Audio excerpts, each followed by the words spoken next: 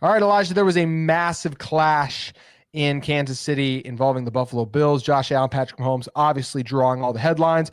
But it was really cool to see a couple of Utah Utes, not just involved in this game, but Utah has been well represented in the postseason in the NFL. And on the biggest stage, having players from your school is something that's a big deal. Unfortunately for Utah, not only did the team with more Utes on it, I know Alex Whittingham is associated with the Chiefs, but the players, that being Dalton Kincaid and Cole Bishop, who actually got the start in this game for the Bills and played very well in the secondary, ended up leading the team in tackles. Dalton was involved in a late play that he was not able to make, and you see him getting a lot of crap, and I feel really bad for Dalton. And I understand a lot of the fans and everyone's frustration, because if you were asked Dalton, hey, should you catch that ball? He would say yes. And I'm talking about the 4th and 5. There's the great corner blitz from Steve Spagnuolo, who does an amazing job as a Chiefs DC. And Josh Allen just got to hoist it up, and Kincaid tries to dive back and make a play. But at the end of the day, Elijah, I look at that play this way. While we want to be mad and say, hey, wish he would have caught it, that is an incredibly tough play to make. He's running a post route. He has to stop his momentum. He doesn't know that ball's coming to him, because it's complete. If it's for a post route, it's completely underthrown. If that's what Allen was even trying to do with it. I think he was just trying to throw it up to give someone a chance. That ended up being Kincaid. He has to stop all his momentum, turn around, and dive back. That is an incredibly tough catch to make. I understand everyone's frustrations, but if he makes that grab, the first thing everyone is saying is, yes, what a throw. But Jim Nantz and Tony Romo are doing the, wow, what a catch by Kincaid. Yeah, and I feel for him.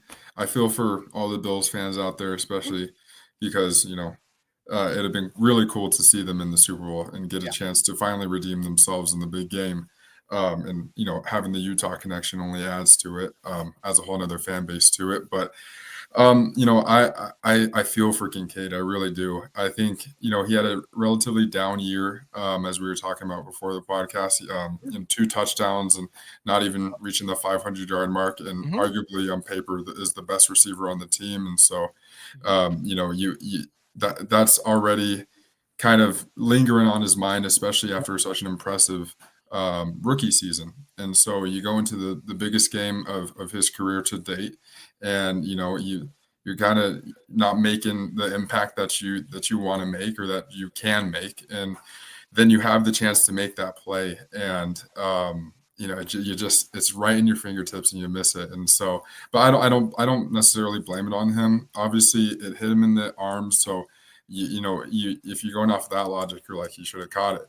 But if you look at all the factors, like you said, running the post route and having to completely pivot and turn around to try and even adjust to that ball is impressive enough, to have the awareness to do that. But even, Allen, to get the ball there is impressive. That just shows his arm talent, especially on a back heel throw with 4 guys storming right at you. But it was still a dead duck ball. Like, it's hard to find the trajectory of that. And I know, because I used to play wide receiver. And so sometimes you're like, where is this going to actually end up? So it looks like it's coming one way and it ends up taking a tumble in the air and goes the other way. So I'm sure Kincaid did his best to, with all of those circumstances in play.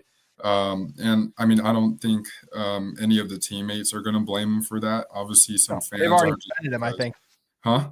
I've seen some quotes. They were already defending him earlier. Right, exactly. And so, they understand how hard that is, and they understand that it wasn't like, Mark Andrews, where he just dropped it in the end zone. It's a hard play to make. And, I feel for him, but I think it's only going to make him better. And I think he's going to come back with a vengeance in year 3 for sure.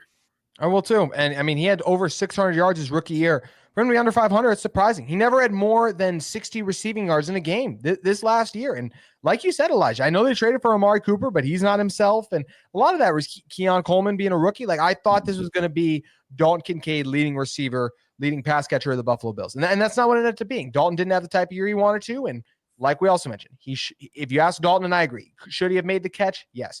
But to then, like, I see memes of like Shane Gillis's face being edited out. Like, I'm like, come on. That is still a very tough and difficult catch to make. One you want your first round tight end to make, totally get that. But to act like, oh, it's an easy catch, that's where I get, okay, that's a lot harder than I think a lot of people do. But we both still believe in Dalton, believe he's going to be a monster in the NFL and only going to continue to grow and get better. And I have a lot of confidence in the future if he's put in that spot again. He's going to make that play. Another guy who got an opportunity to make several plays in the game, Cole Bishop. As I mentioned, he actually led the Bills in tackles. How about that if we said that back in the NFL draft? And yeah, he was supposed to be maybe a bigger part of their plan. He had an injury before the year that kind of derailed him a little bit. But to see Cole Bishop as the leader with 10 tackles, 9 solo stops, it's just crazy. And he almost had the interception. Him and Xavier Woods went up for that ball at the same time. Bishop had it at first, then Woods came down to it. Honestly, I feel like it should have just been an incomplete pass, how they reviewed it all the way around.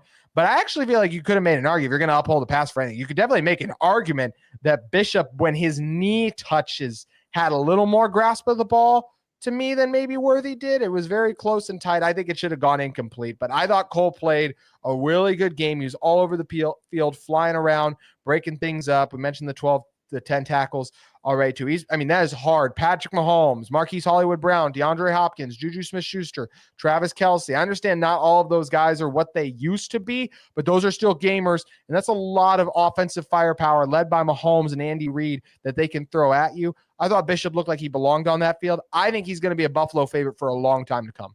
Yeah, I do too. I mean, to be able to make such an impact in kind of an impromptu start in a game that you weren't supposed to start in, I think is quite impressive. And if that play, the Xavier Worthy catch was called correctly as an incomplete pass, I think that would have been the play of the game, because I don't think that the Chiefs score on that drive, and I think that is what if the Bills would have won. That's the play that you look back on and be like, that is the play that won us the game. And so I can't fault Cole for that. I think he did it incredibly impressive. Like you said, he led the team in tackles on a defense that is really good, has a lot of star power on it. And so, and especially with the speed that they have out wide, and just the pure athleticism that they have pretty much at every position on the field, for Cole to manage so well, after not really, having too much game time leading up to